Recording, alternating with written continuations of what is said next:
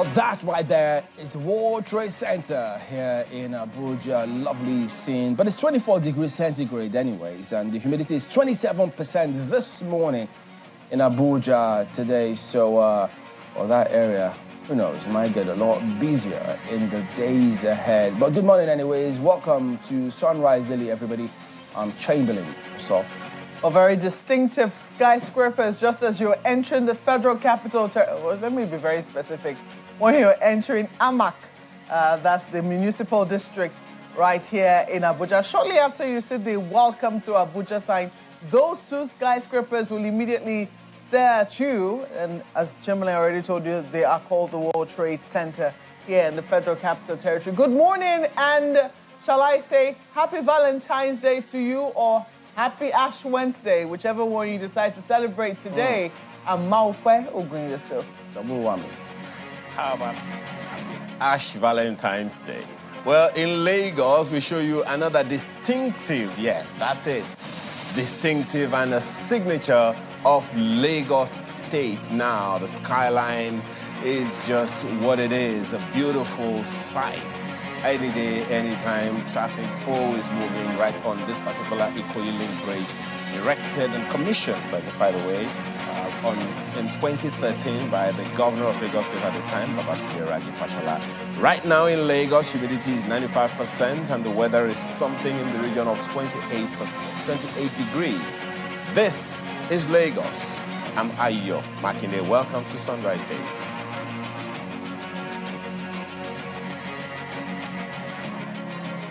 well, the Super Eagles, let's have a look. They were there yesterday.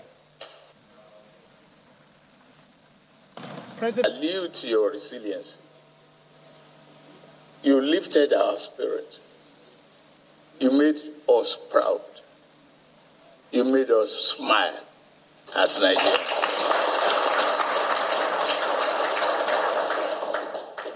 And trust second, you are a true captain. You are a warrior.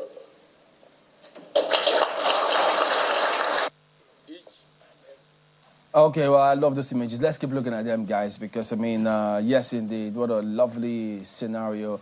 Look at them all going there, one after the other, receiving the MON. They are all MON.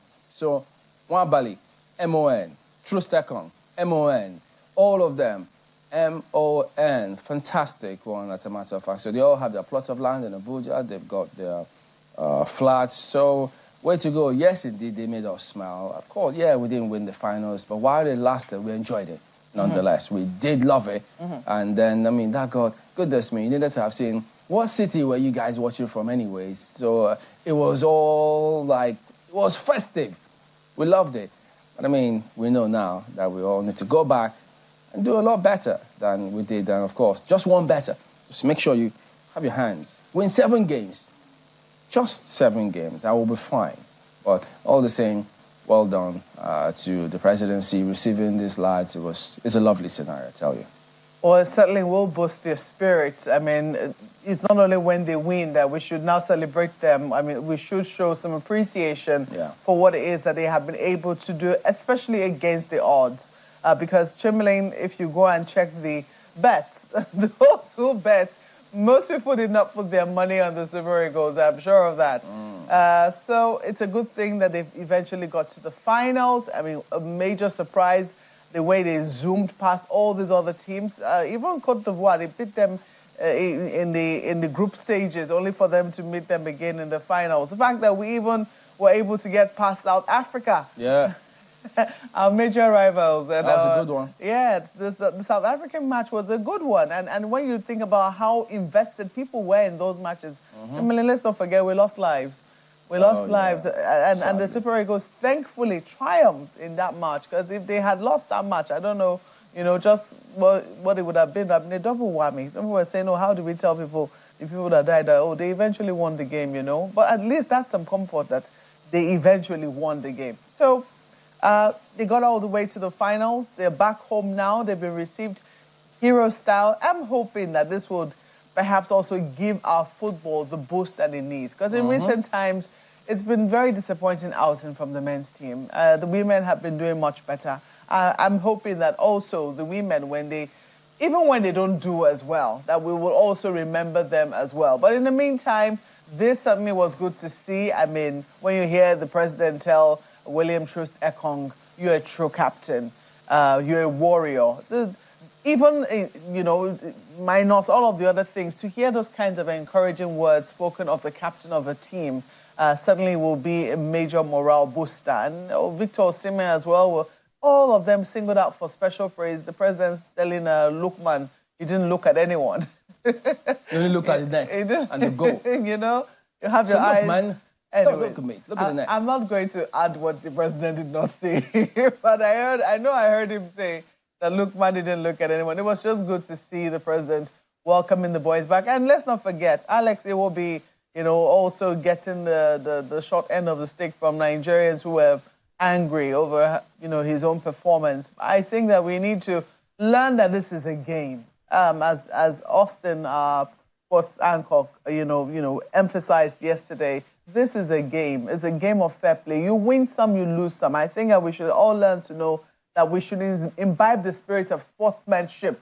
It's not a do or die affair. The president also made mention of that. He said, look, I wish that politicians will learn to play like you people played, and the camaraderie that they displayed amongst themselves, you know, regardless of where they were from, they came together and had that Nigerian spirit. Well, I'll also tell Mr. President, it's going to be up to you to, you know, show that you're truly the captain of this ship. If you were saluting William Troost Ekong for being a great captain, then he also has to, you know, buckle up and be the captain of the Nigerian ship.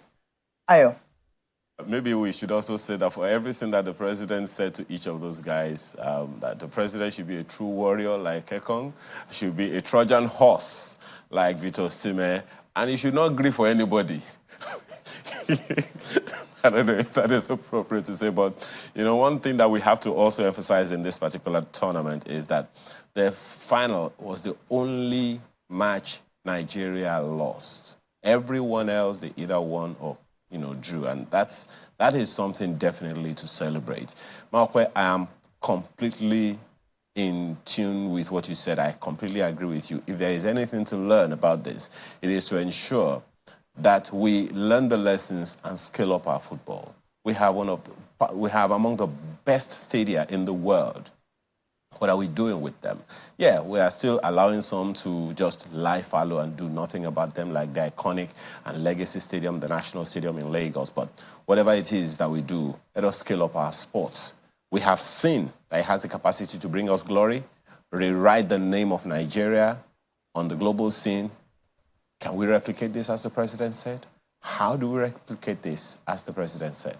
Sound that lesson for another day. Chamberlain and Malcolm. Yeah, but about those stadiums, actually, we could do better with what we have. Well, let's take a look at what's happening today, everybody. So here in the FCT, the Minister of Information will be having some sort of ministerial meeting. So you will have the Minister of Agriculture, Food Security.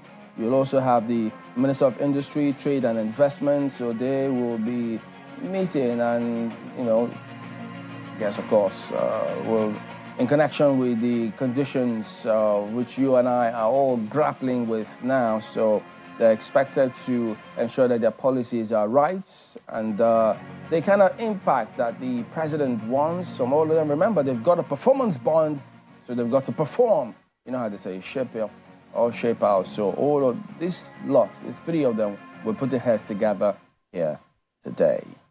Well, certainly we're expecting the clarifications for how those grains will be released. I guess we're speaking a bit more on that. Ayo. The business today is one of the things that we'll also be looking at on this program in particular. That is happening not just today, but this morning. And we'll be focusing on measuring the impact of the federal government's interventions for micro, small, and medium enterprises all across the nation. How impactful have they been, and what are the lessons to learn? What are the expectations? What are the fruits Nigerians will see? Part of those will be on this program, on Business Morning, on Sunrise Daily at 10.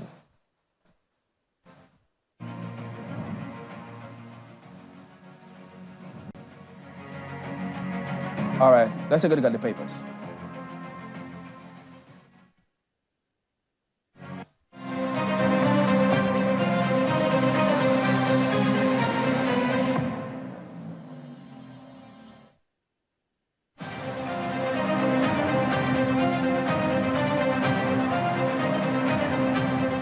All right, so we'll start with Nigerian Tribune this morning. Economic hardship, FG knocks PDP governors, says most of them all workers, pensioners. And then you see the host of the writers here this morning on the front page of the Tribune. Quite a number of them here blames them for not paying 30,000 naira minimum wage, wants them to state how they are supporting farmers, says despite hardship, Nigeria nowhere near what is happening in Venezuela. Economy very strong. Malls Commodity Board to tackle price volatility, plans deployment of security forces to protect farmers. So quite a number of items packed on that lead story on the front page here this morning for the Tribune today. Well, take a look at The Guardian, and they have this on the front page. National Assembly, outrage over 100 billion naira constituency projects, push for 20% of budget. The story is on page 6. They have some infographic there for you. 2 trillion, but this is what they're saying. National Assembly wants 20% of the budget, despite receiving at least 2 trillion naira yearly allocation for constituency projects. The story is right there on the front page. I think you can flip to page 6.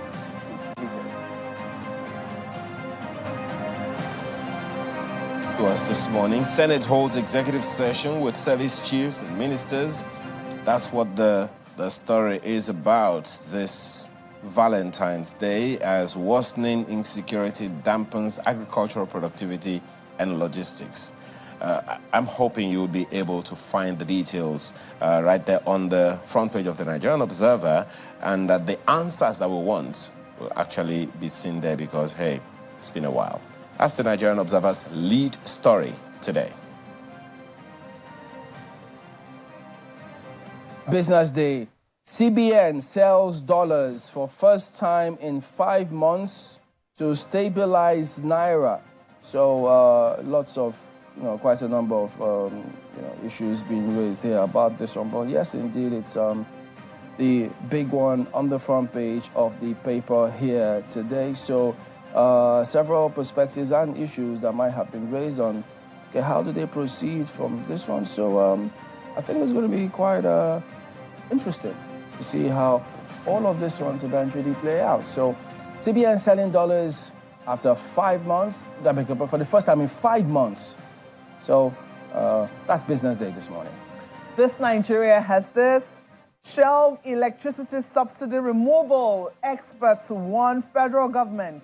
Say it will worsen people's economic plight, aggravate cost of living, increase inflation rate, charge government to strengthen the energy sector. So that's a lead story on the front page of This Nigeria.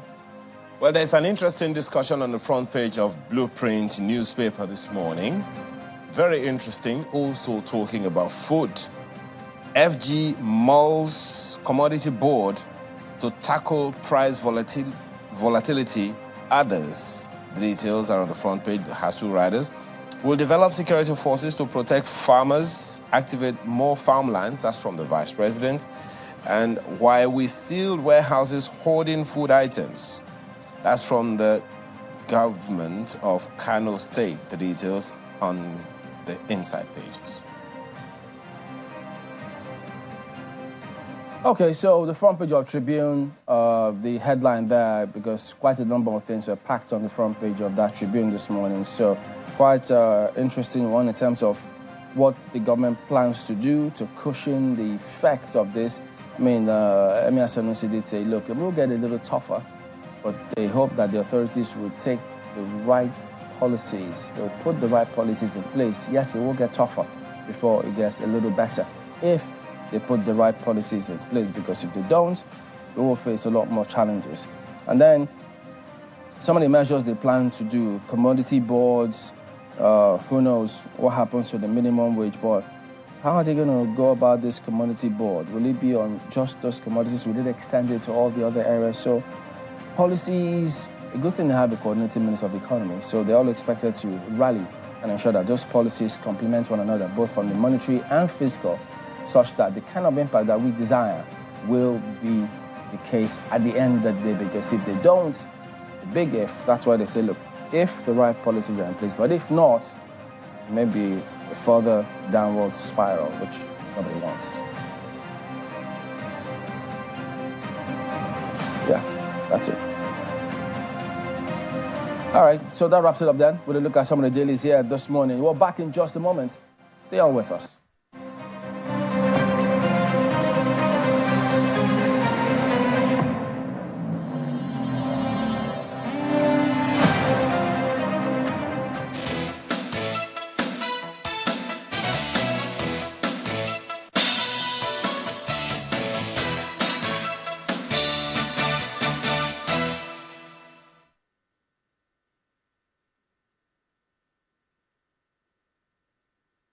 With Glovo, you order anything you want, and when you receive it, you celebrate with your whole body. Because when that tasty grilled chicken is here, the weekend starts. The ingredients for your favorite recipe just in time. And when the cake arrives, the party is on. Because receiving anything on Glovo deserves a dance. Download the app, order anything you want, and track it minute by minute until it arrives. Glovo, order anything, we deliver in minutes.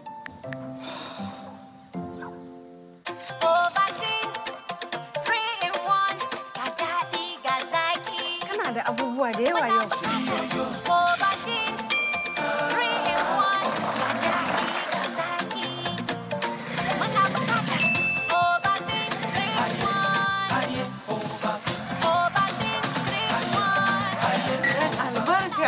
Ovaltine kyakkyawan zaɓi domin yara masu basira. With Glovo, you order anything you want, and when you receive it, you celebrate with your whole body. Because when that tasty grilled chicken is here, the weekend starts. The ingredients for your favorite recipe just in time. And when the cake arrives, the party is on. Because receiving anything on Glovo deserves a dance. Download the app, order anything you want, and track it minute by minute until it arrives. Glovo, order anything, we deliver in minutes. The journey to success is not always smooth. There are rough patches on the path to accomplishment. The struggle continues until solution appears that launches you to the world of your dreams, protecting, securing, and ensuring that you reach your goals. At International Energy Insurance, we know that the journey to actualizing your dreams could be tough, but we are always there to support you and help you prepare for the unexpected. International Energy Insurance is a Nuremberger company now positioned to serve you better. International Energy Insurance PLC. Energy to care. With Glovo, you order anything you want, and when you receive it, you celebrate with your whole body. Because when that tasty grilled chicken is here, the weekend starts. The ingredients for your favorite recipe just in time.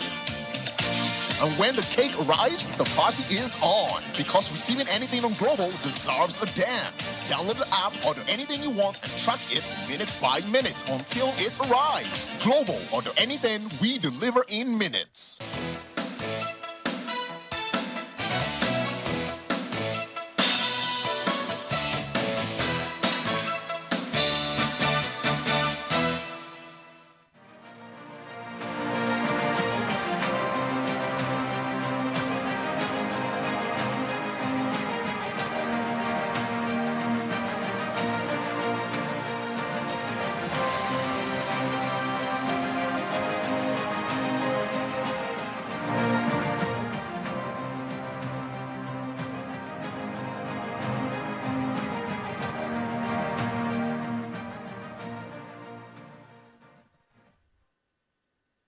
The potential food crisis has become immediate, medium, and long-term strategies.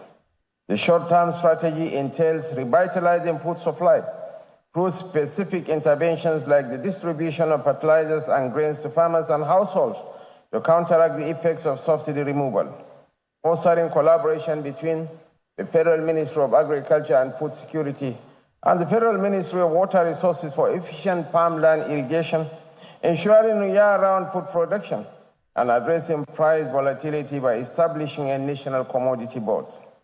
This board will continually assess and regulate food prices, maintaining a strategic food reserve for stabilizing prices of crucial grains and other food items. I wish to emphasize that the government is not unaware of the fears being expressed in some quarters about the plight of farmers, particularly regarding their security while working on their farms. I wish to assure you that we will engage our security architecture to protect the farms and the farmers so that farmers can return to the farmlands without fear of attacks. We won't only make it safe for farmers to return to their farms, but we will also ensure the activation of land banks. There is currently 500,000 hectares of land already mapped that will be used to increase the availability of arable land for farming, which will immediately impact food output. This government will also collaborate with mechanization companies to clear more forests and make them available for farming, while the Central Bank of Nigeria will also continue to play a major role in funding the agricultural value chain.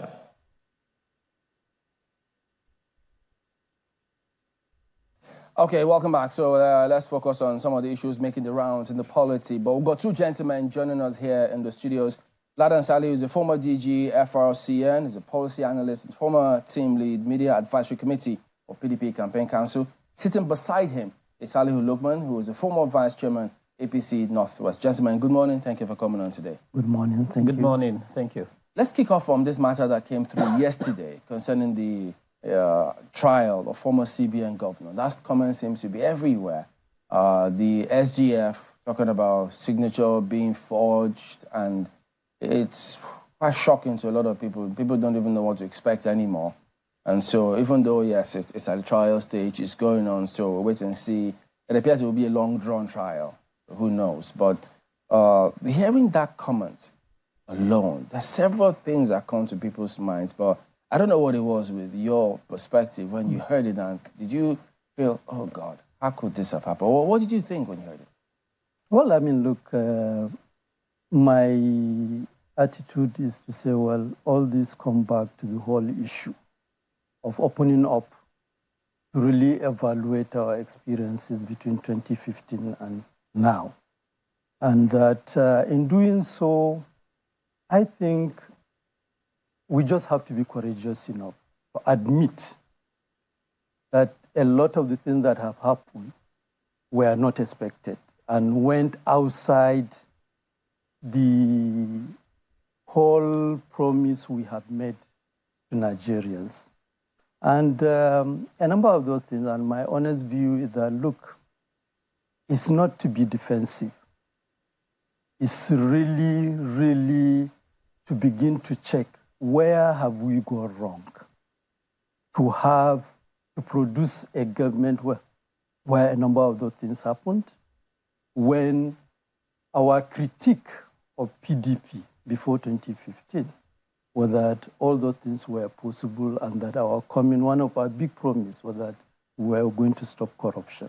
And all those are now coming out to show that we are weak. Now, my honest conclusion is that, look, most of those things happened because as a party, that is APC, we have really, whatever is the failure of Buhari, and I have seen many of our leaders complaining about or defending the current government that they inherited problem from Buhari. Whatever is the failure of Buhari is a reflection of the failure of our party. Our inability, the important thing, the attraction of democracy, is that political parties will be able to regulate the conduct of leaders they produce on their platform. We criticize PDP because the model of PDP leadership from the time of Obasanjo to the time we defeated them and produced President Buhari was basically that the president is the leader of the party, you know, and because of that, the party is weak in terms of influencing initiative of the president. And what appears is that we basically perfected that. All our promise about change almost collapsed immediately, and we can give explanation in terms of how that happened. The first thing is that we rode on the back of former President Buhari because he had such a cultist followership, you know, and everybody in the party wanted to ride on that to ensure we were able to defeat PDP. And after defeating PDP, the first thing is that we were not able to influence from day one. If it is appointment, if it is policy decision, some of the campaign promises were even disowned, you know, and we were not able to correct that. Now, moving forward, and for me, one of the things that why I still continue to make the point, we stood up and really engaged the leadership of President Buhari to ensure that a level playing field is produced within the party so that President Asuwaju could emerge as the candidate of the party is based on the expectation that at least with President Asuwaju will begin to change a number of some of those things. And what is playing out now is almost like business as usual. And I don't want to engage the debate based on defending President Asuwaju. I want to engage the debate based on really putting pressure on President Asuwaju to rise to the occasion and justify the votes we got from Nigerians in such a way that all these anomalies that are unfolding are beginning to be corrected. I think that would be my position. How did it come across to you, Mr. Fadan? Well, numb with shock. And I want to say, you know, in all manner of, you know, with all manner of seriousness and sincerity, that we are in dire straits, mainly because we have found ourselves in almost a sinkhole economically, trying to get out of it. You know, the challenges are not only daunting and enormous, but almost seemingly unsurmountable. But here we are. We have a government in place. And what I see that is shocking, if the stories that, you know, made the headlines yesterday and probably the day before concerning the $6.2 million, you know, that was said to have been authorized and taken out of the CBN by, on the instruction of the former Secretary to the Government of the Federation, was not only embarrassing and scandalous, it tells a lot on the quality that was on the table and the ways of doing business, government business. I have been privileged to work in the circle. The procedure of taking money out of the central bank by a public servant is known. You go to the Ministry of Finance, the permanent secretary will sign the documents, it will go down the line to, you know, the directors, and then a letter will be given to you to the central bank. You go to a director or whoever the desk officer is, and then you will pick the money. I have done that when I was in government. There was never a time in our history that I would come to believe that a public servant will just write a letter to the central bank directly, almost avoiding these checks and balances.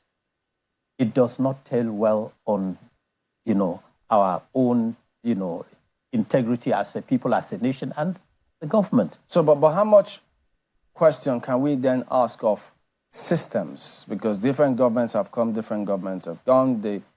Can they then pump their chest and say they put in systems? Because this clearly now, this loophole exists because there's a lacuna somewhere in the system and the structure. Yes, I think basically, and I don't want to be seen to be kind of patronizing, you know, or you know, patronizing or supporting my brother, Laji Salihu Lukman.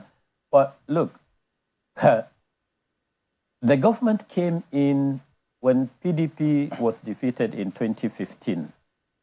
Came in, like you said, on a populist, cult following. But then it slowly transcended into what I will call not an oligarchy in a democracy, but something close to that, where the rules were literally, not all of it, most of it, were set aside. Quality minds were taken off the system.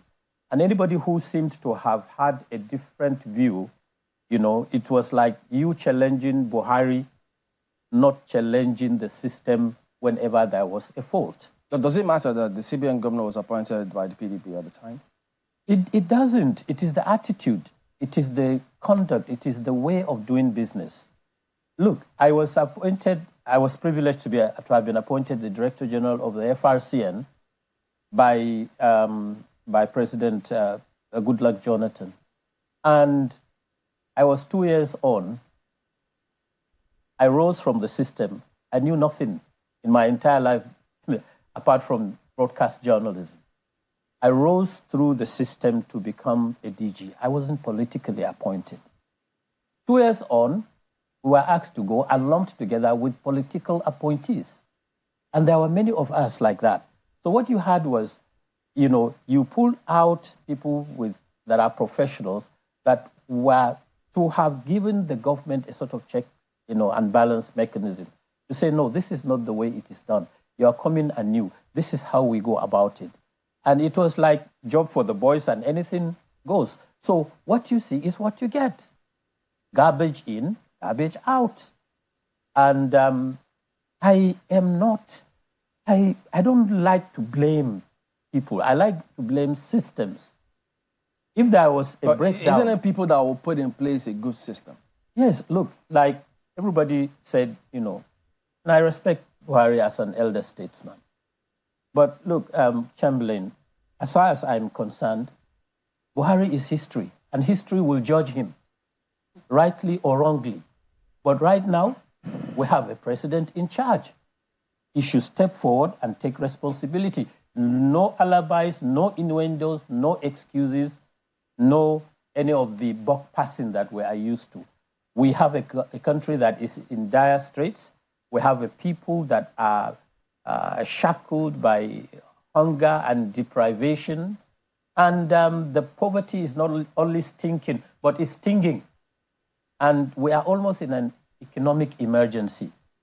I would like to believe that those in charge, those in the corridors of power, will look at it from a broader national perspective and see the challenges as not only, challenges per se, but an emergency that must be addressed and should be addressed quick and fast. Mm. But, some of you have said that the former president is history now, and we need to face the future. Mm-hmm. But part of the reason why we're having this discussion is that we cannot extricate ourselves from the consequences of what was done in the past. I mean, some people will say that's currently why we're where we are. It's because of what has been done before. That's why, the economy is tanking in the manner that it is. And part of what we're seeing also at the court, where the SGF has denied in very, very clear terms, in very unambiguous terms, that letter purportedly written. Initially, I was wondering, do we pay for election observers? Is there any allowance? I mean, it kind of seems strange. Is there any allowance for election observers in the very first instance? Have you heard of that before?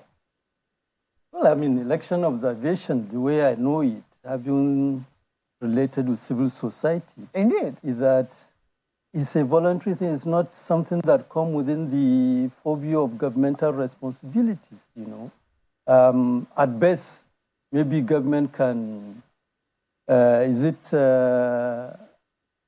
not verify, what do you call it, Authenticate them. And give them access to certain areas around voting so that they could make pronouncement. But in terms of payment, I'm not aware of that. But generally, I think the point needs to be made, And And I think it's a positive development that as a nation we are even discussing a number of these issues.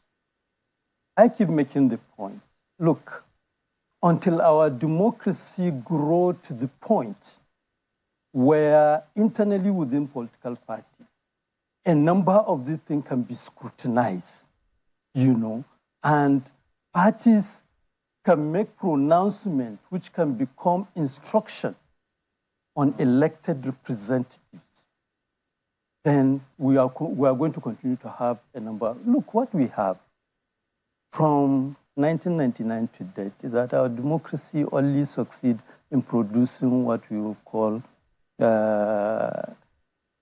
some form of dictatorship, which is why, I lamented, that look, very much like what he's saying, an oligarchy, like a royalty. No, yeah. It's almost we produce like emperors.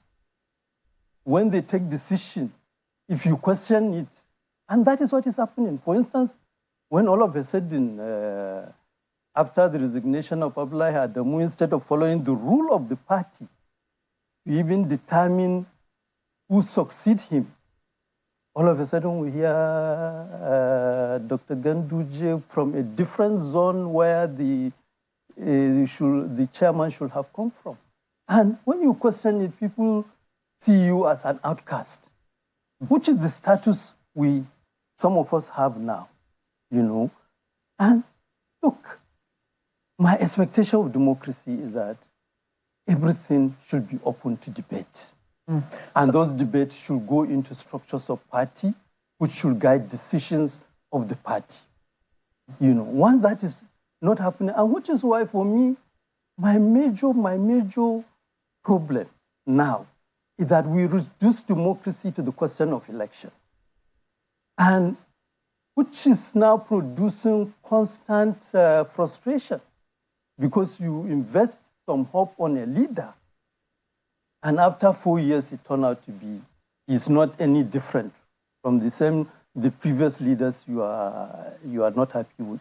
While we're waiting for political parties to get their act together and, be political parties in name and in deed, you have said that political parties need to be able to hold the leaders that they put in place accountable. Now, where political parties are failing, there are supposed to be other systems of government that hold. We're supposed to be in a democracy where there are checks and balances. No. You see, other arms of government can hold one arm of government responsible. You see, part of the problem we have today is the fact that it's not just government. If you recall, before 1999, civil society was very, very strong in Nigeria. Labor movement was also very strong. The engagement against military dictatorship was virtually driven, not from inside government, from outside government. Now, over time, the structures of civil society today, it's almost like small bureaucracies. People just use it for survival, raise money, they are unaccountable to anybody, and like that. Now, the reality is that government responsibility in bringing a number of some of these things in place is very important, which is why, again, we keep coming back to the whole issue of political reform. If you remember, one of the things that made it even possible for APC, for instance, to defeat PDP in 2015 was some of the reform initiated by President Yar'Adua, which, to his credit, was an admission that the election that produced it was faulty. So while I'm going to, I don't think anyone's going to force what it is that you have said with regards to that. But what we're saying is that right now we have a state. No, it comes back to the appeal on, for instance, President Aswaju. Because, for instance, now, everybody knows there is the need for reform in the polity. There is. No initiative. There is. But right now, while we're waiting for that reform to start, we also know that there is a need for accountability. You don't agree? No, that's exactly what the point we are making. How do we begin to entrench that accountability? Because it looks like it's happening in such a a piecemeal method or a selective method, as some people are saying. This is not holistic enough. For the scale and the depth of the rot that is currently coming to light, there needs to be, greater account. There needs to be a more deliberate, systemic, holistic method of accountability demanded, especially of the former government. You don't think so? I mean, I have said so. I don't disagree with you. I agree entirely. But sincerely speaking, unless we get our parties right, what you are asking may not happen. We will be stuck in one place. We will be reproducing this same problem, maybe even bigger scale, irrespective of power, whether it is APC or PDP. I'm not trying to discourage, but sincerely speaking, we must come back. And so long as the parties are where they are today, I mean, look at the crisis we have in state. The governors are practically unaccountable now. Well, yesterday the PDP BOT met, and it looks like they're trying to get their act together and come back and play their role as an opposition political party, at least for now. Do you agree with him that we have to wait until all things are set in place within our political parties before we can really get holistic or clear direction around accountability, looking at where we are? I think there are two sides to this very important coin. When you spin it, when you have the coin on one side is the fact that we have a country that, like I said, and I will repeat it again, that is in dire straits. We have challenges that are empirical, that need to be attended to, and to be attended quick and fast. We need to fix the economy. We need to get Nigeria going. We need to dig in deep into our footnotes, our notes of resurrection of the economy and, if you like, realignment of forces politically, and rejig the way of, the conduct of doing business by political parties. I agree completely with Alhaji Lukman. But then you must come to the inescapable fact that we've gotten it wrong. As far as I am concerned, right now, the debate about political parties and their internal ways of doing business can wait while we face the larger picture, the bigger picture of taking Nigeria out of this quagmire of the economy. Look, as we speak, if you recall, in May 2023, when President Bola Ahmed Tinubu assumed power, the inflation rate was what? 23%? Now is 28, 29%, knocking on the doors of 30. You're talking about what the price of commodities rise, 25, 35 naira per bag. Now it's hitting 80, 85 in some places, twice the national minimum wage, the average national minimum wage. And people are finding it difficult to get by. Yeah, but I want us to take the two, sorry, Chamberlain, together. You will, because I think this comment from the former CBN governor, Emir Sanusi, feeds into what both of you have said here, because he says, quote, I've been, over the years, talking about the pending crisis ahead of the current economic hardship. Any economist who has studied monetary policy in the last 8 years knows that Nigerians will fall into this difficult situation.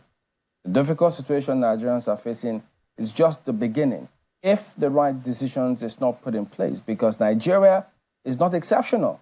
Such situations happened in Germany, Zimbabwe, Uganda, and Venezuela. Yes, okay. Let me say this from the onset. I have a lot of respect for the 14th Emir of Kano, Sanusi, Lamido Sanusi, a banker of repute, an economist, an Islamic scholar, a notable Islamic scholar, and a gentleman who has a stage and a big voice, a critic, if you like, and someone who is known internationally and nationally, and I respect his views. But look, he is not in Tinubu's cabinet. He's not in the government. I would like to see the people in government take charge and own up to their responsibilities. If he is in the government, fine, we'll be talking about him and x-raying the things he said. I would rather, and I'm not in any way trying to ruffle any feather, sorry about this. I'm looking at the visit of the First Lady, Senator Oluremi Tinubu, to the current Emir of Kano, in which the Emir gave out some messages to the First Lady to take to her husband. He said, look, Nigerians are in hunger, commodities and foodstuff and cost of living is getting very high. Insecurity is on a downward spiral, and that Nigerians are, expect that this government will address these issues. Now, let me tell you the way our own emirs operate, the way the system in the north operates. The Emir of Kano said these words to the First Lady, not necessarily his own words, but it's a coded message that may have come, and I believe and I am sure it has come out after due consultations with his colleague, and he was just made an instant spokesperson for the emirs to convey a message on behalf of Nigerians, on behalf of Northerners, to the president. Mr. Salihu, if you can hear me, just one moment. It must be Mr. Salihu, just one moment, if you can hear me. The conversation is actually quite interesting, the things that you're saying, but what both of you are saying, you have said that, look, let's face the big issue, which is the economy, the way it's tanking, the way it's affecting people and all of that. The question that I want to ask you is, how political is our economic challenges? How divided are we in terms of our approach, both at the federal and the state level? How coordinated would you say that the Nigerian economy is, both at the federal and the state level? Because unless there is that coordination, I don't know how quickly we can really move forward, Mr. Lukman. Beg your pardon, Mr. Salihu. Well, okay.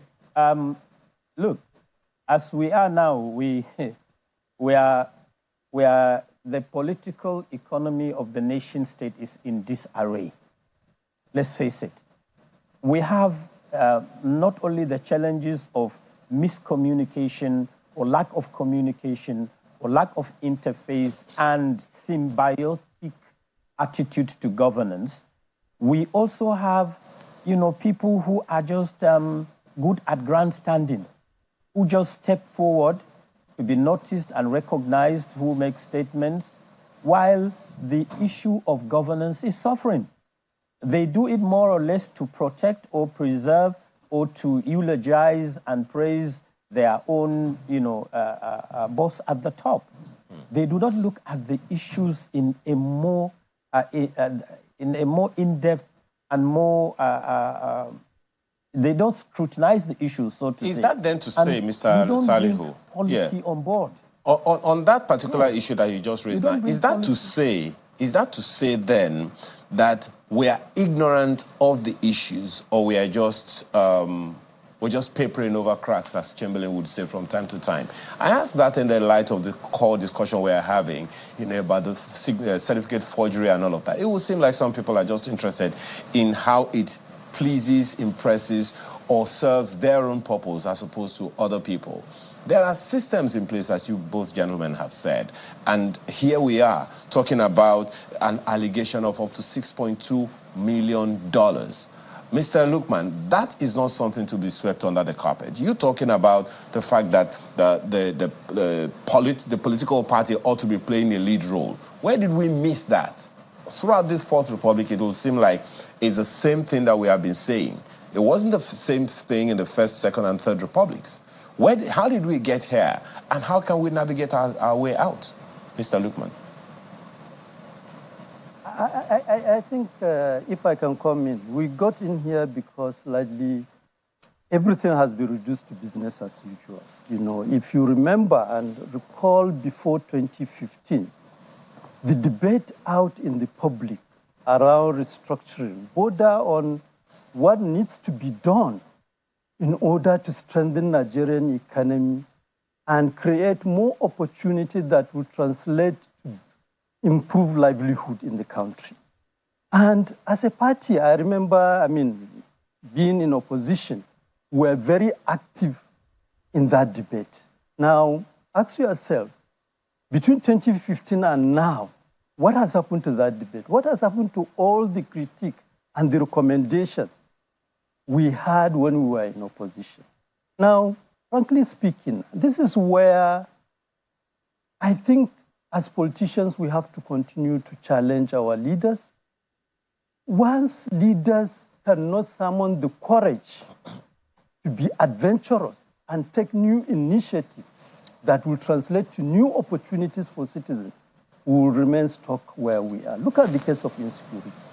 Mr. Lukman. The reality of it we know. Mr. Lukman, just 1 second. On that issue that you just raised now about holding the leaders to account, on the one hand, that is the job of the media, and you've also spoken about the responsibilities of civil society organizations down through the years. But then we also have a responsibility for the National Assembly here. The National Assembly has the job of oversight and representation. If such a thing, and I dare say that the issue we are looking at of the former CBN governor's forgery allegation is just like a metaphor, just one of several that has happened. How would you rate the performance or the job of oversight functions and due representation of the National Assembly in this particular matter? Look, I have said it. Everything is reduced to business as usual. The reality of it is that the National Assembly can do better. And not just the National Assembly, everybody can do better. Look, here we are, why are we complaining over the problem of economy now? Because in the last 8 months, the rate of inflation, it has created existential problem in the country. Many people are struggling to survive. Now, you expect, as a party, APC, look, as an advocate, when the merger was going on, the dream was that APC was going to turn out to be a social democratic party, meaning that the priority will be around health, education. The Nordic countries were the model of social democracy, which means public investment in education, health will be quite.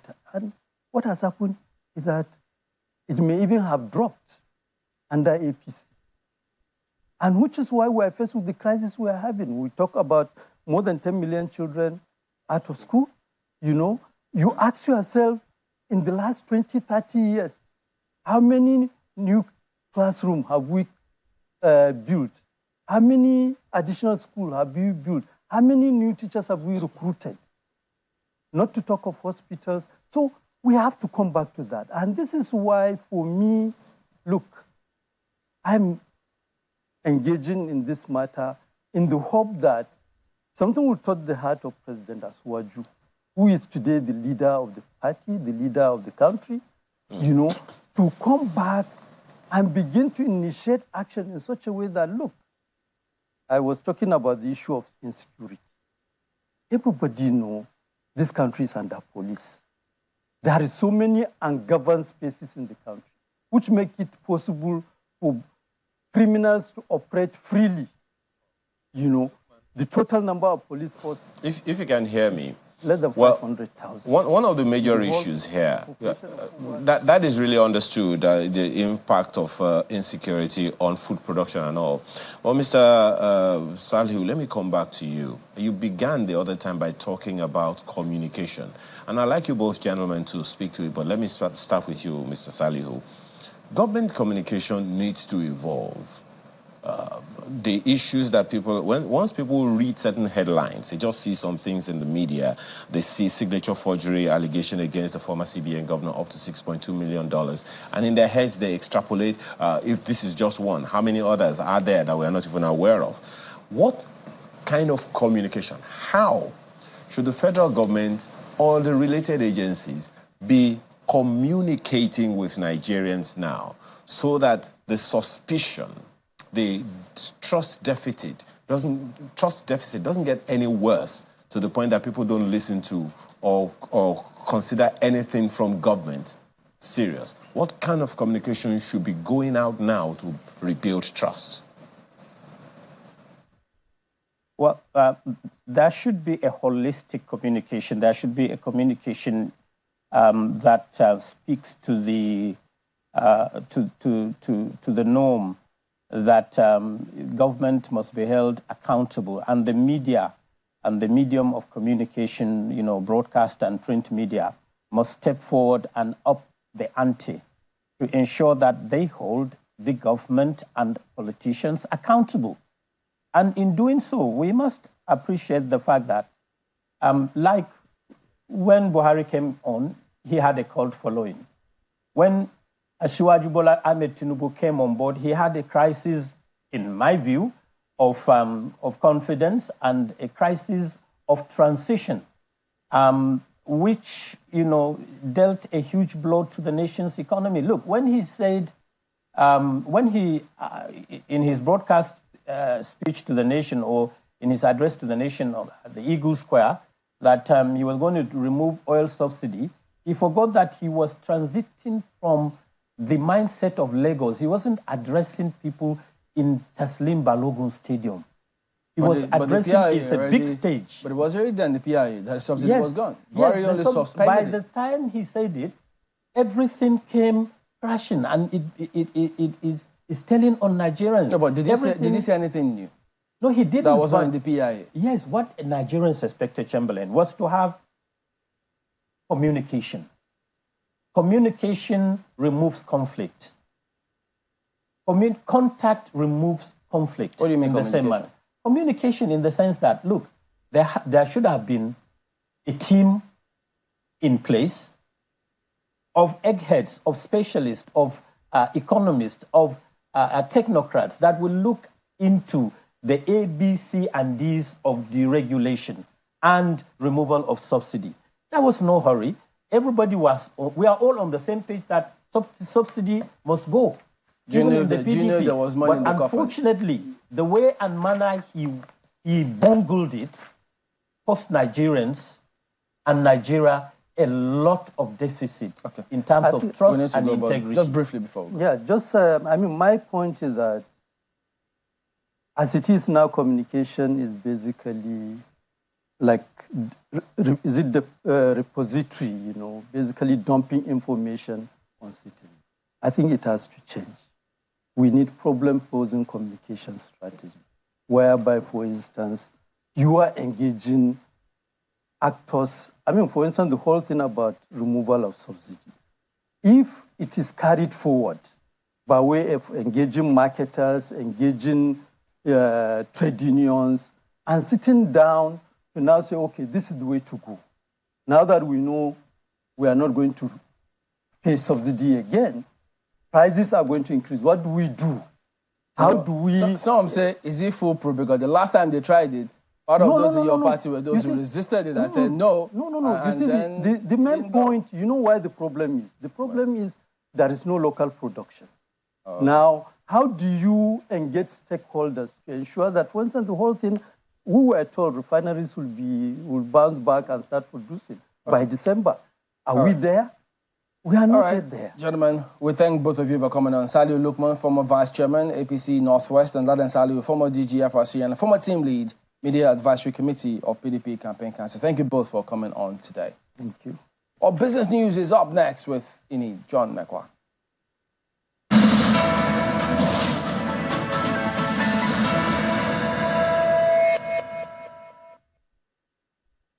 Thank you so much, Chamberlain. Good morning, everyone. Happy Valentine's Day to you.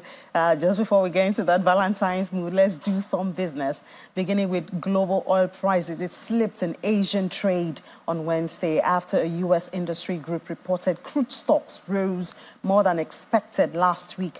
And as investors reined in expectations for interest rate cuts by the United States Federal Reserve, Brent futures fell 11 cents. That's about 0.13% to $82.66 a barrel, while U.S. West Texas Intermediate crude futures fell 3 cents to $77.84 a barrel. U.S. crude oil inventories rose 8.52 million barrels in the week ended February the 9th. That's according to market sources citing American Petroleum Institute figures that was released. The build was much bigger than the 2.6 million barrels increase that analysts had expected. With expectations of rate cuts pushed out, the dollar rose to a 3-month peak.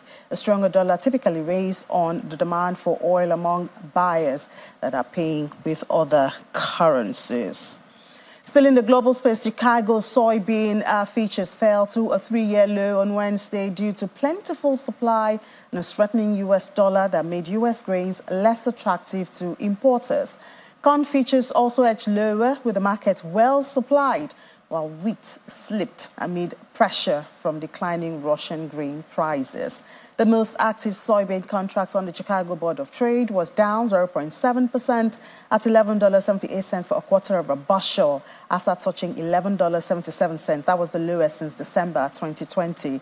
CBOT corn also fell 0.3% to $4.29 for half a bushel, trading close to a 3-year low of $4.28 that it reached on Monday and last week, Friday. Wheat dipped 0.4% to $5.95 for a quarter of a bushel. That's some distance above last September's 3-year low of $5.40. Once again, the U.S. dollar strengthened sharply on Tuesday, rising to a 3-month high against the basket of major currencies after data showed that higher than expected U.S. inflation in January. Cheap and plentiful Brazilian soybeans and Russian wheat were already pushing down U.S. exports and pressuring prices. The corn market is also well supplied at this time after a record U.S. harvest. Let's come back home now to Nigeria. The International Monetary Fund has asked the federal government to completely phase out fuel and electricity subsidies. The IMF, in its recent report, highlights that the federal government, among other measures, such as release of grains, provision of subsidized fertilizers to ease impact of galloping inflation, has also capped retail fuel and electricity prices. This, according to the IMF, implies a partial reversal of fuel subsidy removal, which President Bola Tinubu announced to end on May the 29th, 2023. Pump price of petrol in the country has remained steady despite fluctuation in prices of crude oil in the global markets. So you want to know more about this, you can join us at 1 p.m. for Business Incorporated. We'll be discussing it. But even before that, there's been reactions, obviously, following this. And one of those reactions has come from Senior Advocate of Nigeria, Mr. Femi Falana. He tackled the IMF over the advice to stop meddling and asked them to stop meddling in the running of affairs of the country. There's no society, there's no country in the world where government does not subsidize one product or the other, even in the most advanced capitalist societies. And that is why Nigerians must now begin to ask the government to discard and jettison the deleterious programs and policies of the IMF and World Bank. Because just yesterday, the IMF was asking the government to remove fuel subsidy in its entirety and also increase electricity tariff. Whereas the government had told the nation and the IMF and World Bank, come, the political atmosphere in the country is not conducive to electricity tariff because our people are suffering. The government is subsidizing the discourse. The only economic body recognized by the Constitution to advise the president is the National Economic Council, headed by the vice president. And that body is peopled by the governors, the governor of the central bank, state governors, the governor of the central bank, the minister of finance. So why has that body abdicated its responsibility to the IMF and World Bank? The report of the 2020 report of the Auditor General of the Federation presented to sent to the National Assembly last November. That report is saying that the $3.5 billion, the loan of $3.5 billion taken by Nigeria from the IMF cannot be located. That is what the report is saying. The IMF should be interested in that because we are required to pay the loan in 4 years, between 2023 and 2027. So the IMF should be interested in that and stop mounting pressure on the government to multiply the hardship of Nigeria. And Nigerian, the government must summon the courage to tell this institution to mind their business and allow our country to be run in the interest of our country. That was Mr. Femi Falana on our sister program, Politics Today, last night. I said earlier, 1 p.m., the Joiners on Business Incorporated will be dissecting the views of the IMF and, of course, getting reactions and some of the possible impacts of that. Now, moving on to attracting investment into the Nigerian space, NIDCOM is collaborating with the Ministry of Industry, Trade and Investment. Yesterday, they signed that partnership and they agreed to form a platform that will make it easier for those in diaspora to send in their investment into the country. The continuous migration of Nigerians to countries perceived as greener pastures does not have to be to the detriment of the economy. The Nigerians in Diaspora Commission boss, Mrs. Abike Dabri-Erewa, says that this group of Nigerians have already started investing in ICT, agriculture, education, among others. However, the opportunities have not been maximized because of a missing platform. Honorable Minister, a few demands or a few requests we're making to you. Number one is that we need to have a diaspora desk in the Ministry of Trade and Investments. We have a diaspora policy that actually says that MDAs that are relevant to what we're doing should have a diaspora desk. So we're hoping that under your leadership, we have that diaspora desk as a focal point for everything diaspora investment that will be happening in Nigeria. Honorable Minister, I tell you, you'll be very proud of what Nigerians in the diaspora have been doing and will continue to do. The request seems to be in line with existing plans of the Ministry of Industry, Trade and Investment. What you said, everything you described is also in line with our own investment initiatives and policies. And we want to assure you that we will work collaboratively together. We will do all that we can. In fact, you might even be tired of us because, we are like charging, and for us, all we're thinking is how do you turn around this economy? The hardship is biting. People are feeling every single thing, and we knew we were going to be here.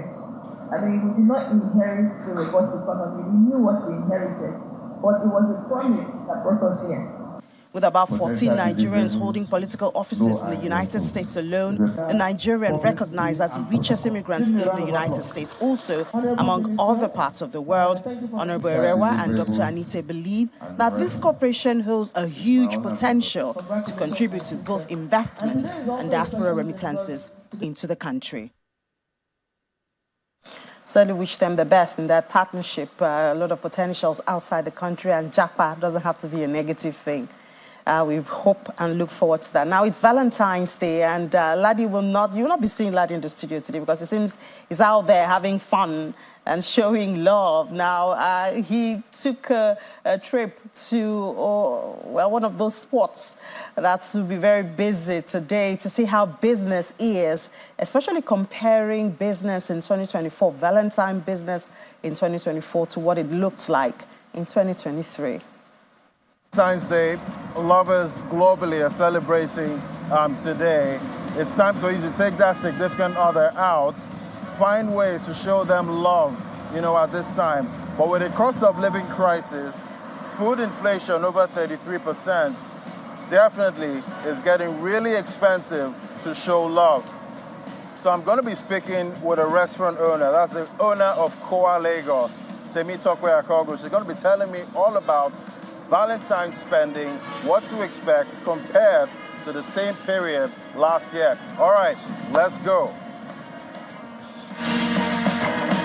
Mrs. Temitope Akogo is a 29-year-old multifaceted entrepreneur with a passion for driving social change through enterprise. I and Temitope sat down to get a feel of what businesses expect this Valentine. Thanks for coming, and I'm excited about this chat. In terms of this year, we have a couple of reservations, and we're still looking forward to some last-minute ones.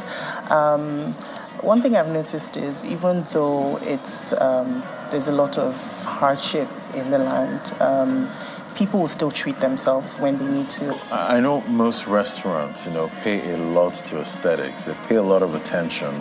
They pay for it to make it look pleasing. And at the end of the day, you find some customers are attracted to whatever, aesthetics you have. And sometimes some just want to come take pictures. There's a gap in the market for things like this in this area. You see things like this mostly on the island. And there was definitely a need for something like this to come to the mainland because there are lots of places you can just go and eat, but they're not necessarily like celebratory places. They don't look that nice for photos and all. And let's be honest, it's nice to be in a space that is cozy and beautiful. But the challenge comes when people just want to take photos. We have some people that come and just order a drink, and they can be here for hours just taking pictures, moving around, from one place to the other, one table to the other, messing up our cutlery, making us rewash stuff.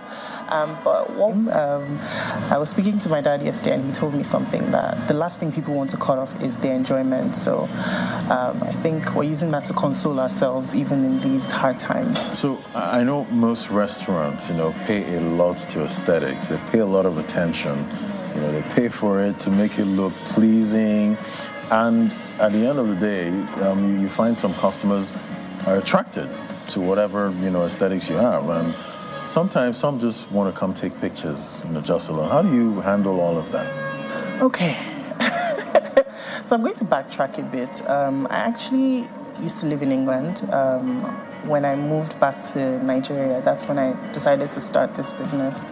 I did not know that there was such an epidemic of, people wanting to go out to take pictures. When we started this space, it was just to create a nice space for people to come and have a great time, for birthdays, anniversaries, date nights, things like that. Like I mentioned earlier, there's a gap in the market for things like this in this area. You see things like this mostly on the island.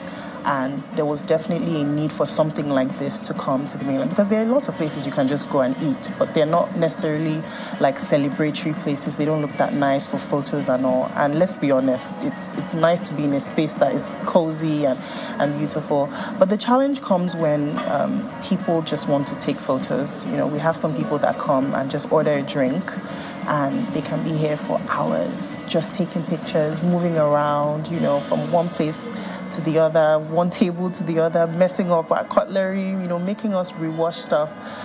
But what we've done now is to just put like a minimum spend in place so that when people come, they know that it's not just a photo studio. All right, so definitely, looking at the business environment, the government definitely has a role to play in making it, conducive for the average business. Talk to me about what you'd like to see from the government in terms of making, business easier, for you? This question, I don't know if I have any demands from the government because I think we're just used to not really getting things that would help us. We pay all these taxes. I mean, there's VAT. Apart from VAT for restaurants and hotels, bars and event centers, there's something called consumption tax, which we're trying to get guests to understand. It's not us. The government requires that every restaurant pay 5% consumption tax, which is a lot because VAT sounds like consumption tax. So we need to understand what these things are. If you're giving us these levies, then we should get something in return. In the country in general, just maybe helping farmers and things like that so that the cost of produce isn't so high. We know that there's so much insecurity, which is driving also, there's a global crisis in terms of food cost, right? But there's some things that the government can do to help so that we can at least breathe and eat. Food is not a luxury. It's a basic thing, right. So if the government can just have some interventions in place to help farmers and just maybe bring down the taxes. I know the subsidy will probably stay like this, but, just help the people, basically. Right, so this table looks amazing. It just feels like everything is here, at this point. So I'm gonna dig in now. I hope you don't get too hungry, at this point watching this. So I'm just gonna take a bite, get the scent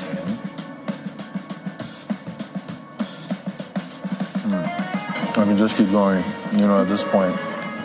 Tobe, thank you so much for, having me. This food was amazing. Really have fun and have stuff.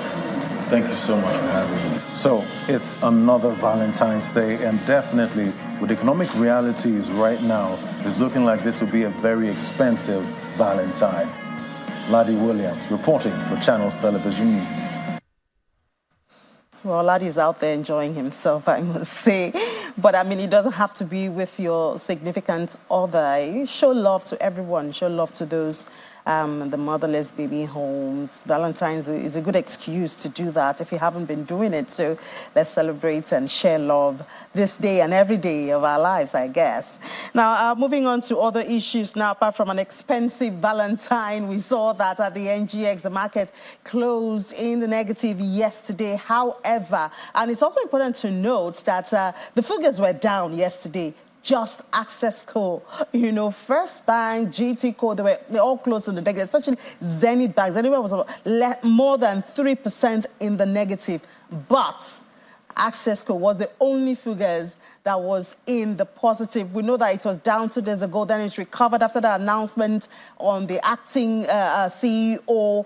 We wish her all the best, but it seems perhaps that's boosting investors' confidence. And so we saw that there was a lot of cherry picking on Accessco yesterday, bringing it up back to a positive trend. But that was not the biggest story yesterday. One of the biggest stories in the market environment was the CBN intervention in the market. Zenith Bank, Stanbic, Fidelity, Keystone, they bought about $5 million, each of them, from the Central Bank of Nigeria, and they got it at the rate of $1,490, between $1,490 and $1,499. A total of $41 million were sold to these banks yesterday. Let's find out what this means and perhaps the liquidity. Obviously, liquidity should have been higher at the close of trade yesterday. Let's speak to Tobechukwu Ikpe joining us for this. Now, hi, Tobe. Good morning. Good morning. Yeah, so tell us, what was the impact at the close of trade of this, the liquidity that the CBN sent into the market? So the impact that we saw yesterday was, this led to an appreciation in the FX rates, the Naira versus USD. Recall that on Monday, the NAFEM rate, which is the fixing for the Naira against the greenback, closed at a high of 1,534. So yesterday, the CBN came in to intervene, as you said, and we saw the rates appreciate to 1,499 yesterday. So that's what we saw was the immediate impact of their intervention in the market by selling dollars to the banks. So when I saw the rates, between 1,490 and 1,499, I was thinking, I guess the gap between the parallel market and the official market has been bridged by now if the central bank is giving the commercial banks at this rate. Yeah, so contrary to what we've seen in previous administrations where when they intervene, when they do interventions back then, they did the interventions usually at a deep discount to where the markets was ordinarily trading. What we've seen from this administration, this is their first intervention since they took over the management of the monetary policy of the country, and they sold their dollars at their first intervention around where markets was trading between 1,450 and 1,500.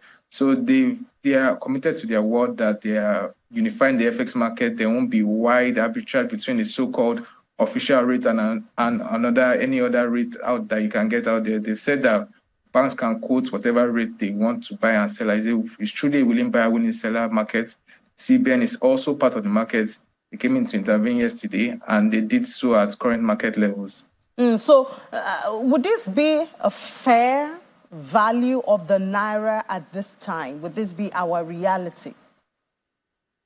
Speaking to the fair value of the Naira, that can only be determined by the dynamics of supply and demand.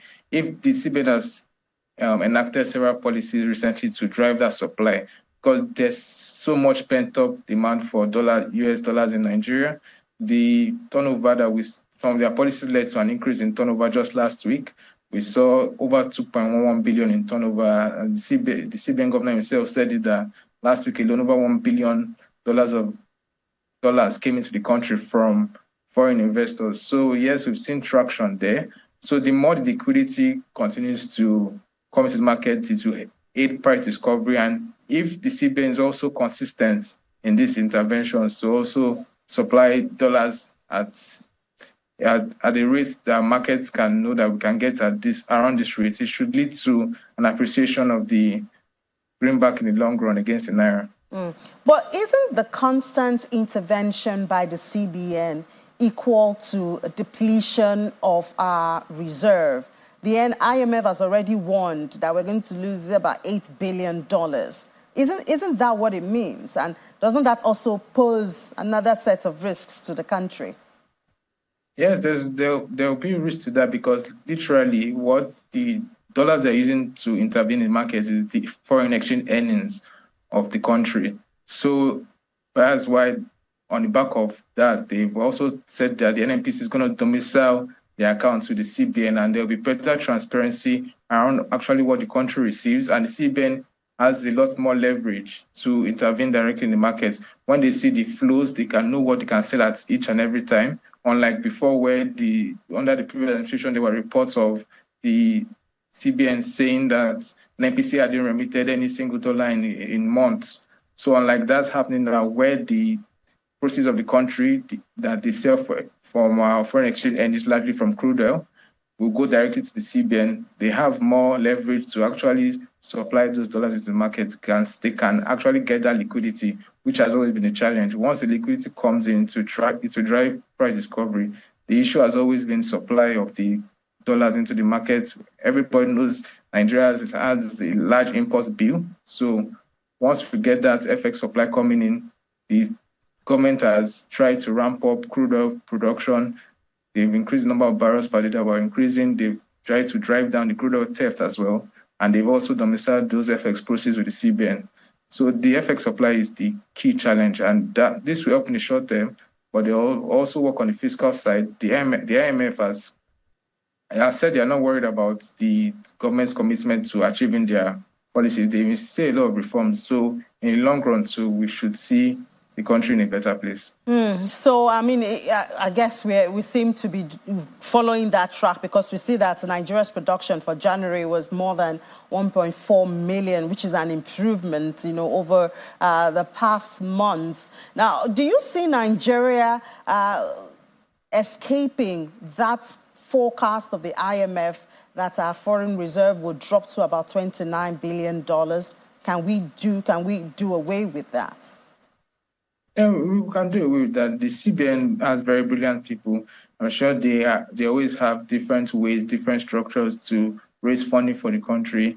There has been talks of the country tapping the Eurobond markets later in the year. We've seen successful Eurobond issuances from fellow sub-Saharan African countries that are not as strong as Nigeria in terms of the economy. We saw Kenya raise just last week $1.5 billion at the rate of 10% for 8 years. So Nigeria also as well can tap the Eurobond market to show up its FX results. We saw Ivory Coast and Benin Republic also raise dollars at single-digit levels also. So there are ways that they think about to raise funding for the country so that our FX results won't drop to precipitous levels.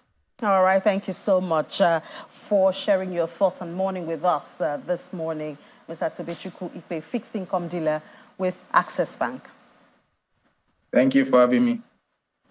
All right, now staying with the markets now, let's just give you some numbers from how the markets closed yesterday. I'd already said that the oil share was down yesterday, 0.33% at 101,707.70. Equities cap is still around 55 trillion. We're still looking safe there, 55.652 trillion. Activity was mixed. Volume was 261.19 million. Value 4.30 billion. Deals 8,614. Top trades for yesterday was Veris Cap, UBA, and Fidelity. Now, in the listed market, we had negative also. That's a smaller market of the NGX. 0.25% is what it closed with down. Activity was also mixed, even though stocks traded were just 5, unchanged from the previous day. And of course, we had a lot of activities from the fixed income market. We do more of this at 1 p.m. during Business Incorporated. Remember, we do have that conversation for you about the recent perspectives of the IMF and what it could possibly do if adopted and if not adopted. You want to join us for that? Also, we'll be speaking to the Senior Special Assistant to the President on Job Creation and MSMEs. Those federal government interventions, what impact have they had so far? Please don't miss Business Incorporated at 1 p.m. I'll be back by then. But for now, it's back to the Sunrise Daily team.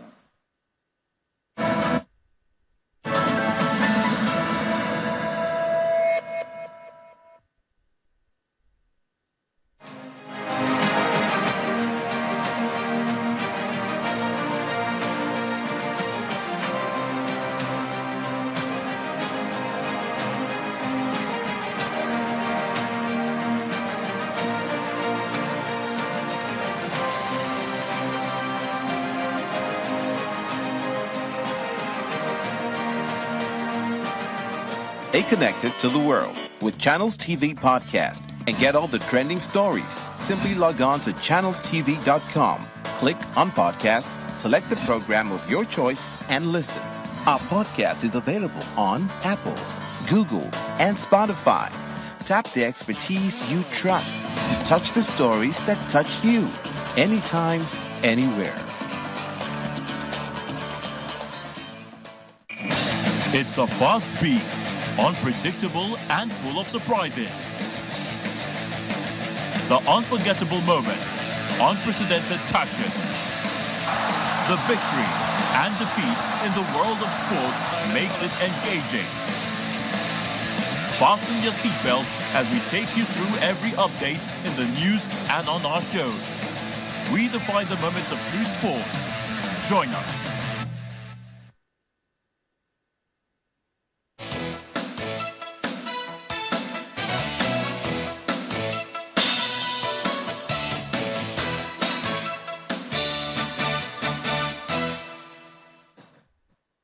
In 2005, a man called Maxwell, John Maxwell, made that famous statement, everything rises and falls on leadership. Forgot the title of that book at the time. And it would seem like that truth is not only right now, it's been right since way before he made that statement as well. Let's have conversations around that and the impact of leadership on our current realities in Nigeria this morning with Yemi Davids, who is a clergyman, as well as President, Global Impact Institute. Thank you so much for your time this morning. God bless you. Good to have you. Thanks for having me. Yeah. You are a good leadership advocate. What drew you into it? Well, it was far back. I'm glad to have, good to be here and talk about leadership. And, when I look at our nation today, I think it's a big leadership crisis. And it pains me. My experience started from my university days when we was to start a church in Lagos. I remember I had the inspiration to build leaders, because leaders make decisions that have impact on the led. In fact, parents make decisions that impact on the children.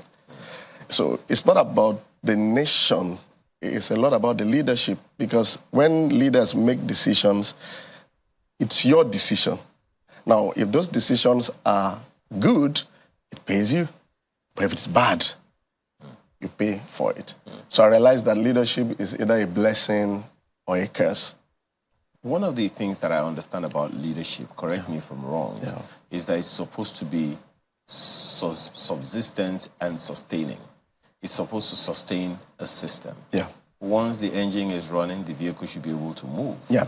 But no matter how complex the engine is, it has a lead, and it has a body, and it has a tail. That's my understanding, the general composition. It's pretty much talking about the human body. Yeah. Once the head is right and the brain is functional, everything else moves accordingly. When we have a problem somewhere in the brain, certain limbs don't move and all of that. Use that as a metaphor for what is going on in Nigeria today and for how long it has been on. It's happening. Big concern, especially for the future, because it looks like it's not getting better. And when I look at our young people also, I get a bit agitated, because the present leadership complained about the previous leadership. The previous leadership complained about the previous leadership. So it looks like, okay, when you complain about something, are you really prepared when it's your turn? Are you really getting ready? Because something breaks one day, and then you have an opportunity to lead. Maybe we'll call it to serve.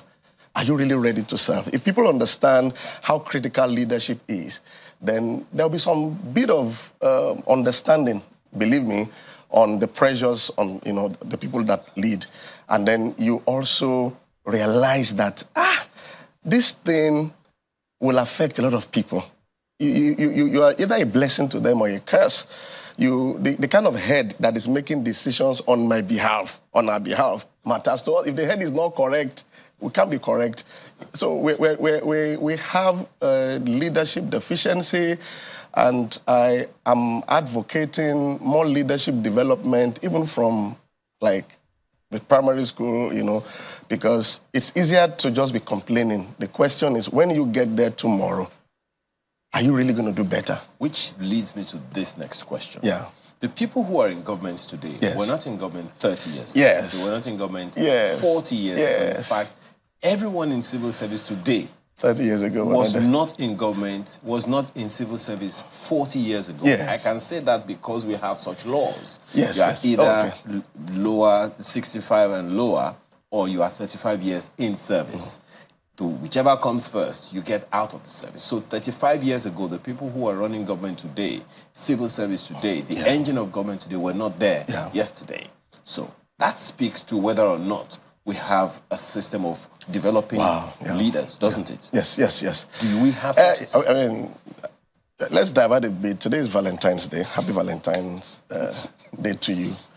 And today we express love. I think it's the family system. It starts from the family system. Everyone comes from a family. You are from a family, I'm from a family. The CEO is from a family. The kidnapper is from a family. The president is from a family. So the moment there's a dysfunction out there, it's going to show up 10, 20, 30 years to come. There are certain virtues I have now, and I'm grateful that my father and mom instilled that in me growing up. Not really in the formal setting. It was at home. So maybe today we want to look at our family systems, because the child today is the CEO tomorrow. Your daughter today is somebody's wife tomorrow. Your son today is somebody's husband tomorrow. So the question is, how are you raising that kid? And that's why I think we missed it. It's a major place. If you miss it there, it's a whole lot for that person to be a blessing in the future. I'm just thinking we should be aware of that. Well, it is something significant, but let's ram it closer in. Okay. One of the issues being discussed in Nigeria today is the issue of a signature forgery. The allegation of a signature forgery against the former CBN governor. Yeah, I saw that. To the tune of $6.2 million. Observers. Is that, on the one hand, we can blame his parents. I mean, I'm just saying. I get if such a thing were to be proven indeed, on the other hand, we can say, okay, there's a family, whatever there. But then, he is also, such an individual will also be a father. And they are all over the nation. All kinds of allegations against commissioners, chairman of local governments, governors, and all of those things. So, don't they have children that they want to model for? I'm not sure that's their priority. Who modeled for them? Your values were shaped growing up. And if it is twisted already, then it just gets worse and worse and worse. The kind of leadership we've had, I mean, since I came to, that understanding of leadership is very poor in Nigeria. It's extremely poor. And it's a big crisis. And you can't have good systems without the right people running the system. It's a human being that will run this. I mean, if you have like a tractor now, a tractor will not really drive itself. Somebody has to drive the tractor. So the kind of people leading the systems matter to us. So if you look at it critically, this issue of forgery is leadership failure. If you look at it very well, somebody appointed somebody, right?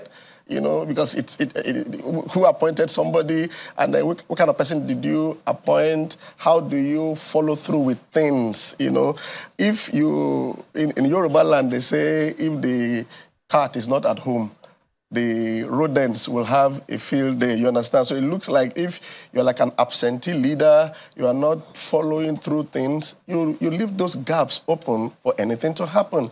Believe me, people can misbehave, but sometimes you can reduce that space if you are a competent leader, a leader that's aware. We're not looking for perfect leaders. We're looking for people that are growing, getting better.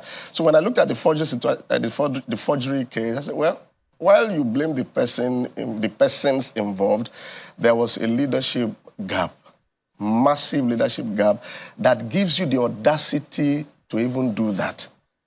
That's the way you're so sure that I can get away with this thing. Nothing much will happen. And maybe, I stand to be corrected, it can be the first one. Before you get to $6.2 million, maybe you have done $200,000. Maybe you have done $2 million and nothing happened. Then you feel, you can get away with this. So it's a leadership crisis, and we have to be aware of that. And I said in one forum that it's better to light a candle than cause the darkness. I would encourage people to really invest in leadership development, even churches, for instance. I grew up with Bible schools, in churches where we raise clergy, pastors, reverends, and we have loads. In fact, maybe so much. Maybe we should now invest more in leadership development. Maybe that will help resolve the leadership crisis we have to mention. Yeah. Well, even though, the cat and mouse example you gave, I think Tom and Jerry already put into that word. But, well, the case of forgery against the gentleman is to be proven. And someone has already made a case, giving his own witness and all of that. So no one can adjudicate on that one. Now, talking about leadership development, it's a question that we have raised on this program so many times. Now, we have this crisis on our hands now. Yes. How do we develop for the next 10, 15, 20, 25, 30 years? Here is why I'm asking. The Generation Z is not interested in government. They are hardly interested in anything leadership. They just want to have fun. The Alpha generation that is coming behind, oh gosh, I saw a video about 11 minutes that say they don't even want to interact with human beings so long as they have their addictive tabs. So clearly what you're saying is we have our jobs cut out for us. Yeah. How do we take it on?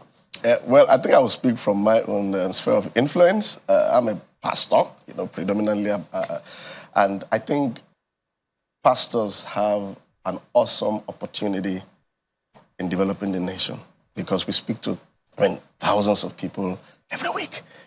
Some midweek, most of the time on Sunday. I'm not sure the president has the capacity for that in that sense. Like every week you can influence people. So I think in the diet, what we serve people in terms of teachings or preachings, and in the junior church, for the children, that has to be in the curricula, where you talk about the effect of leadership, what leadership means, to you as you grow up, parent, leading a business. If you want to do business, you want to do entertainment, whatever you're going to do, that it's either you're a blessing to people or you're a curse to them. If that awareness is there from like the junior church, and then in the things that we preach on Sundays, you are, whatever the topic, you are still like injecting that into it. I think that education, consistent education, will serve to begin that, robust conversation and the reality that, okay. And, there's some things that you just imbibe over the years. And after a while, you realize that you exude it. It begins to show.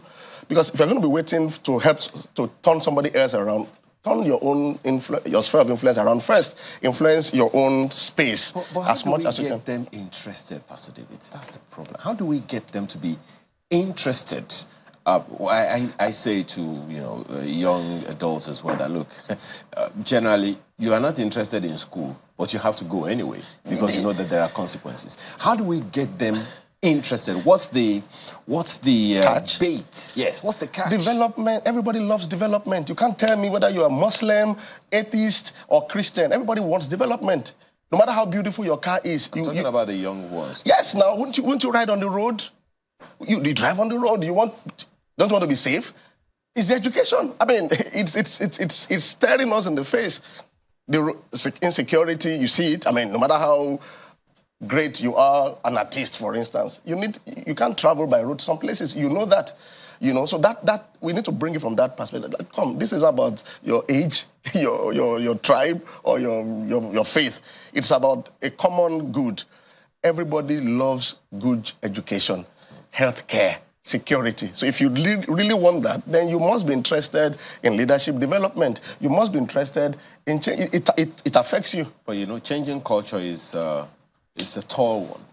That's why I love what you said about 10, 20 years. The challenge we also have is we have an impatient, generation kind of, just like people just think things will just change one election. No, there has to be a 20. But you don't blame people for that. I'm pretty sure you understand that, people who have been through these things for so many decades, and you are asking them to be patient. Meanwhile, you are living large. You teach them to be aware.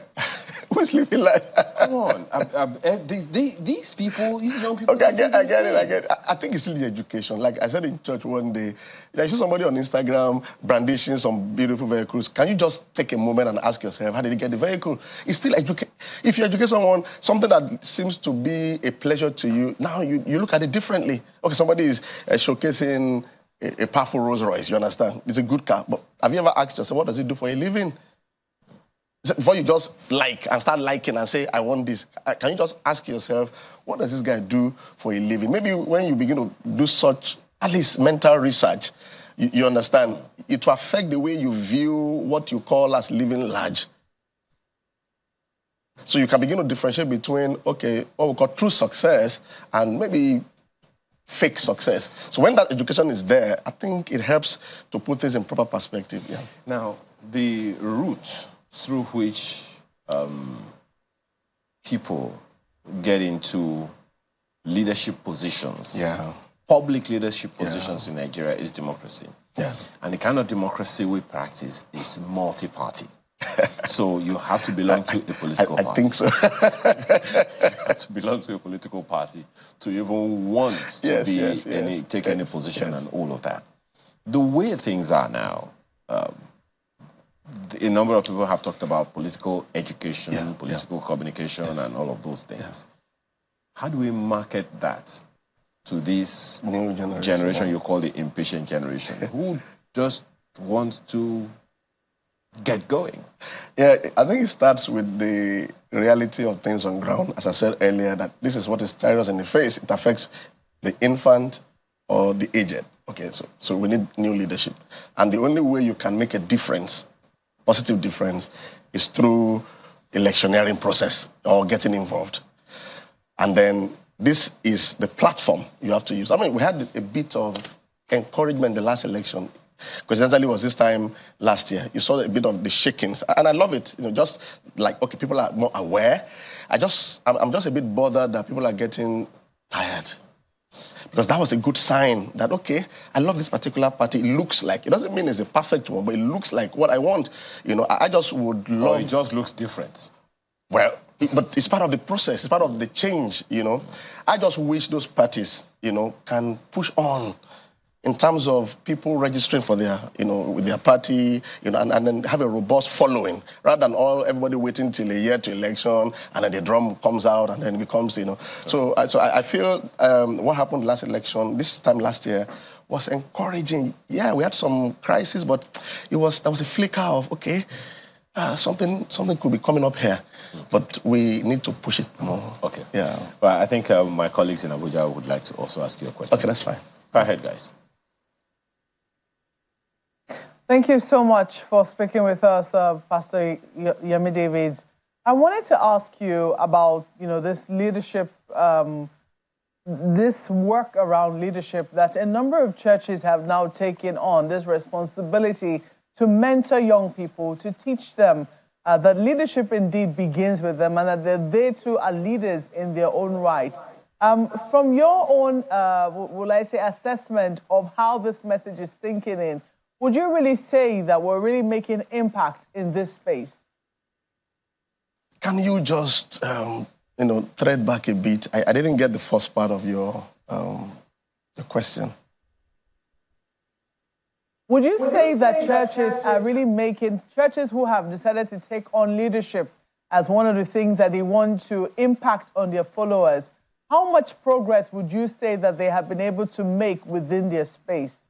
Well, thank you so much. Not so encouraging yet. I mean, we have a ministers' conference coming up, you know, and I think those are the kind of conversations that we should have at such leaders' conferences, because you have to educate the leaders first, and then the leaders go forth into their various denominations or parishes and educate the people. It started, but it's not encouraging yet. And I think the distraction is the challenges we have in our nation today, because people are grappling with insecurity, all kinds of things, and leaders will want to see what they can do to help them out with that. You know, I think that's a big distraction for us as leaders, but I think we can do better. And I think, and if you're a pastor listening, you know, your leader listening, the opportunities we have every week should be at preparing people for the future. We have to prepare people. We should do better. I think the church can do better. Yeah. Indeed. Well, I'm glad that, you know, you make that admission, but let me quickly take you up on orientation and mindset and civic, civic duties that every citizen is also supposed to be aware of. We know that primarily that responsibility rests on the shoulder of government. But looking at the mass of our people, the illiteracy that is also pervasive in many places. Some people will say the fact that people go to school and know how to read and write does not necessarily mean that they're educated. When you look at some of the simple changes that we could make happen, that could come about, you know, with people just obeying rules, you know, behaving themselves in traffic, not throwing dirt on the ground, understanding the implications of certain things, do you think that the religious bodies also bear a duty in helping to shape our orientation, our national orientation and values? I was going to ask another question on top of that, but let's go with that first. Yeah, you're very correct. The church, you know, we have a huge role to play in that regard. As I mentioned to earlier about our diet, like the kind of things we feed people with, there has to be some, you know, should we call it reorientation from us first as leaders, which impacts on what we tell the people. We have a huge role to play in that regard. And I think a lot has to do also with educating the clergy itself, okay? Some leaders are not just aware that it's their duty to do that. I think like the Pentecostal Fellowship of Nigeria, the CAN, and other relevant bodies might need to make that a top priority. I do that. I mean, I feel if Jesus Christ says we are the light of the world, then it means you show the light, as simple as traffic rules and little things here and there. So, and for me, that's part of what we also need to help this country change. Instead of looking at, okay, the seat of government or the state government, yeah, we're expecting so much changes out there, but can you begin the change where you are? We need to tell our people that, where you are, you can't just be throwing some dirt on the floor. You can't just be peeing on the roadside. You can't just be breaking traffic rules and yet be complaining that the government is bad. The badness, I hope that's correct, starts from that. If you can do that, then one day you'll do something worse. So I agree with you. I think we should take that as a part of our responsibility. We are doing it, only that water pass Gary or Gary pass water. How do we say it?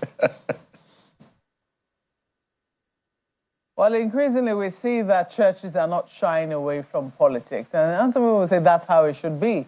But would you say that they are becoming a little more organized in terms of how they take on, how they engage with the political space? Oh, yes. I think it's far better now than it was before. I mean, from our own church, like the last election, there was a lot of, education, talk. The only challenge I think I have is when it seems that you are too partisan on the pulpit. And that's a problem for me. I feel you educate your people, you let them know we all need development, then let them make their choice. I don't think it's wise or smart for a leader as a clergy, because in a church, you have various people in terms of their interests, what they want. You can't foist your own things on them. So, but I think the main thing is education, proper education. This is how you do it. This is what you do. This is what we need. Then I think as adults, mature adults, people are now left to make their own decision, because the moment you tilt one way, you are going to be creating some problems that you don't need to create. So, but it's far better now. Yesteryears, we used to shy away from politics. Politics is bad. Politics is this, is dirty. So now people know that we have to enter that mode, so to say, maybe to help clean it up a bit, yeah. Do you think that, would you say that churches should also start organizing around political parties? Is this something that you would advocate? I know you've said that, there shouldn't be parties and that would not help, but do you think that they should encourage their members to actively become members of political parties?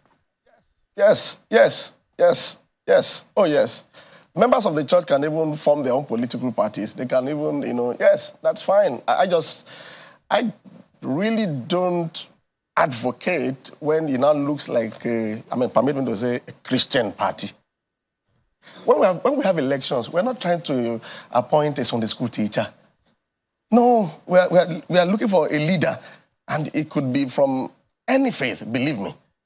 Okay, so it's the orientation. In the church, yeah, we have a Sunday school teacher, we have a Bible study, that's fine. But when it comes, and it's still part of the education. So you want to have a Christian party, then what about the other people that are not Christians?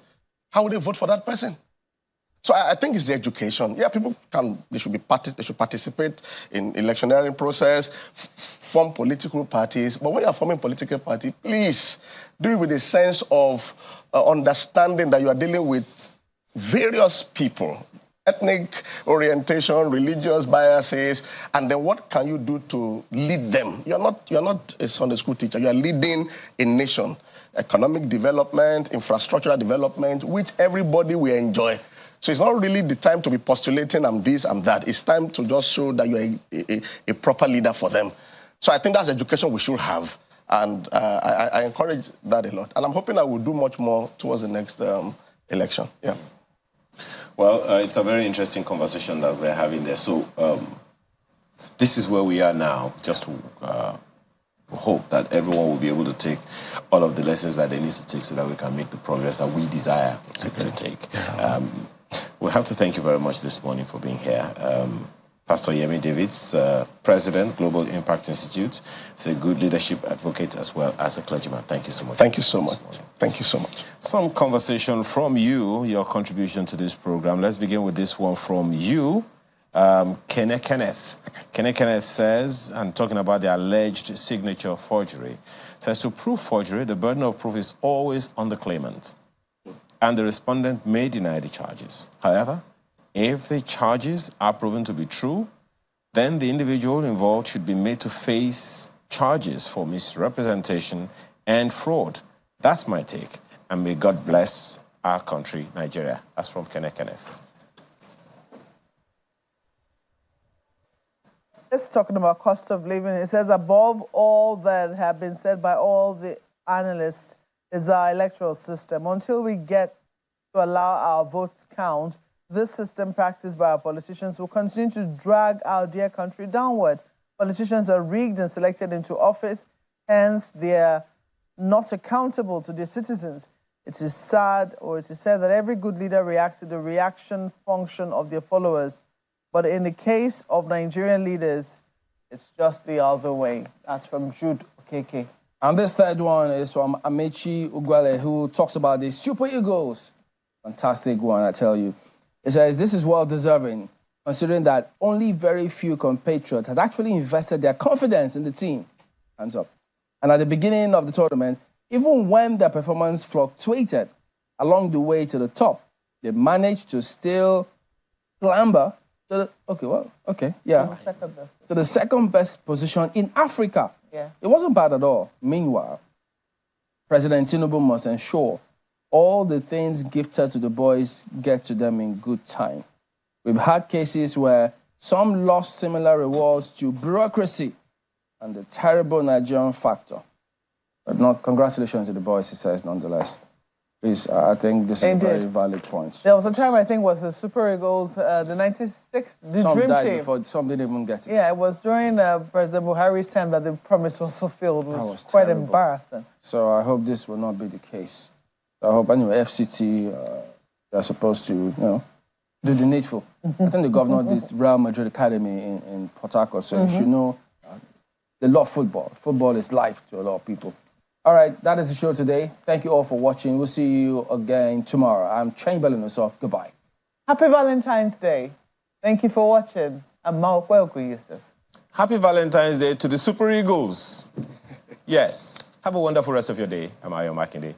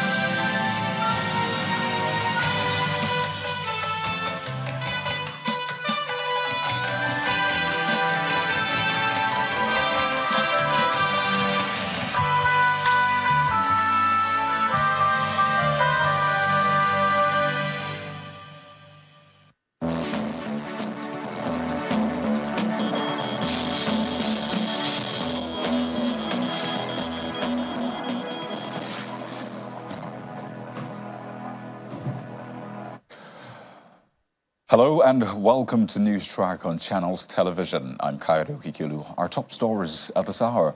Well, the Senate has stressed the urgent need for security agencies to adopt proper synergy in their operations to address the insecurity in the country. The President of the Senate, Senator Godswill Akpabio, stated this after nearly 10 hours of meeting with security chiefs on the state of insecurity in the country. The Senate also urged the Finance Minister to ensure immediate release of appropriated funds to the military and security agencies to combat insecurity. Our National Assembly correspondent, Gloria Mezoke, reports. On the first day of plenary for the week, President of the Senate, Senator Godswill Akpabio, commenced with an announcement of various correspondence from President Bola Tinubu. The President requests that the Senate confirm, among others, the nomination of 5 persons for appointment as directors of the Central Bank of Nigeria and Honorable Tadesse Rahim as Commissioner of the National Population Commission. I am pleased to present for confirmation by the Senate the appointments of the underlisted 5 persons as directors of the Board of the Central Bank of Nigeria. While hoping that the request will receive the expeditious consideration of the Senate, please accept, distinguished Senate President, the assurances of my highest regards. The leader of the Senate,